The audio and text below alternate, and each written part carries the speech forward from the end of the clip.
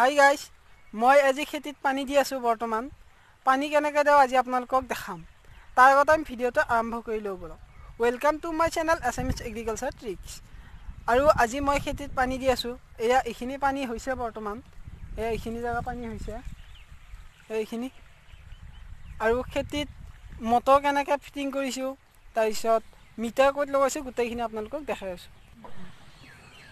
এয়া মিটাৰ পোষ্টত লগাইছোঁ, লাইনৰ মেইন পোষ্টত মিটাৰটো লগাইছোঁ। ইয়াৰ পৰা মেইন কানেকশ্যনটো দিছোঁ, দি পেলাই এই মটৰৰ তাৰখিনি একদম প্ৰায় 200 মিটাৰমান দূৰলৈ তাৰ টানি লৈছোঁ। এইবিলাক তাৰ আমি টানি লৈছোঁ, ডাইৰেক্ট মটৰৰ লগত কানেকশ্যন কৰিছোঁ লৈ যায়। এয়া এইবিলাক তাৰ খেতিৰ মাজত পেলাই থৈ দিছোঁ। খেতিৰ মাজত থাকিলেও কথা নাই, এইবিলাক পানী উঠিলেও একো নহয়, কাৰণ একদিন বা দুদিনহে পানী থাকে। এয়া ইয়াত বৰ্ড ফিটিং কৰিছোঁ, বৰ্ড এইবিলাক মেকানিকে কৰিছে। এইটো মটৰ পাম্প আৰু এইটো বৰিং। এইবিলাক পাইপেৰে আমি পানী দিওঁ, এইটো বৰিং হয়। বৰিংটো বহুত বছৰ হ'ল, প্ৰায় মোৰ জন্মৰ আগতে পুতিছিল দেউতাহঁতে। এইবিলাক পাইপৰ মাজেৰে বৰ্তমান পানী গৈ আছে। পানী একদম প্ৰায় 100 মিটাৰমান বা 200 মিটাৰমান দূৰত পৰিছে। আৰু এটা জইন দিব লাগে। জইন দিবলৈ হ'লে আমি প্ৰথমতে যিটো পাইপেৰে পানী যায় সেইটো ভিতৰত থাকে, নেক্সট পাইপটো সিফালে যিটো জইন দিওঁ তাৰ সেইটোৰ আগত জইনটো ভিতৰত থাকে। এইবিলাকৰ মাজেৰে এতিয়া বৰ্তমান পানী যাই আছে। এইবিলাক শুকান মাটি, এইখিনিত পানী পৰা নাই, এইখিনিৰ পৰা পানী যাবলৈ ষ্টাৰ্ট কৰিছে।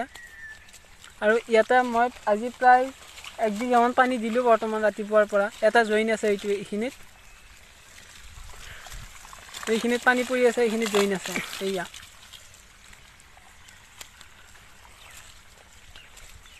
আৰু এইখিনি পানী শেষ হোৱাৰ পিছত প্ৰায় 500 মিটাৰমান দূৰত পানী দিম।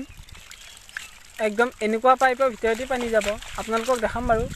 500 মিটাৰত যেতিয়া পানী দিওঁ, কেনেকৈ জইন দিম, সেইটো জইন কেনেকৈ দিওঁ আপোনালোকক গোটেইখিনি খুলি মেলি দেখাম। এয়া পানী পৰি আছে, এইখিনিত পানী পৰি আছে, এইখিনি পানী দিছোঁ বৰ্তমানত। আৰু ইফালে আগৰ দিগেও আছে, মই দেখুৱাম নাই বাৰু। এয়া ইয়াতে পানী পৰি আছে। এইখিনি মাটি বৰ্তমান পানী দিয়া হ'ল। এইখিনি মাটি, ইয়াত 1 বিঘা মাটি আছে। আৰু যিখিনি শুকান দেখিছে সেইখিনি মাটিত বৰ্তমান পানী দিয়া হোৱা নাই। এই শুকানখিনিত পানী বৰ্তমান দিয়া হোৱা নাই, এইখিনি মাটিত। আৰু যিখিনি অকণমান জেকা দেখিছে সেইখিনি মাটিতহে পানী দিছোঁ বৰ্তমানলৈকে।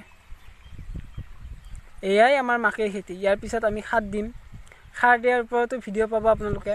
পইণ্ট কৰি সাৰ দিম, মানে মাকৈ গুড়ৰ 4 ইঞ্চি দূৰে সাৰ দিম। সাৰ কেনেকৈ দিওঁ আপোনালোকক দেখাম বাৰু, ভিডিঅ'ত পাই থাকিব। আৰু যদি ভিডিঅ'টো ভাল লাগিছে লাইক কৰিব, শ্বেয়াৰ কৰিব, মোৰ চেনেলটো ছাবস্ক্ৰাইব কৰি দিব। চ' থেংক ইউ।